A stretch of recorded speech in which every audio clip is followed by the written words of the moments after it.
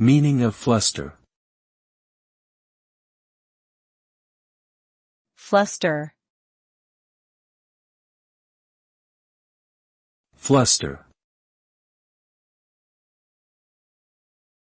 Fluster. Fluster. The word fluster means to agitate or confuse someone, often causing them to become unsure or flustered in their actions or speech. It can also refer to a state of being flustered or nervous oneself. The result of being flustered can vary depending on the situation and individual, but commonly includes increased anxiety, difficulty concentrating, and an overall sense of disorientation.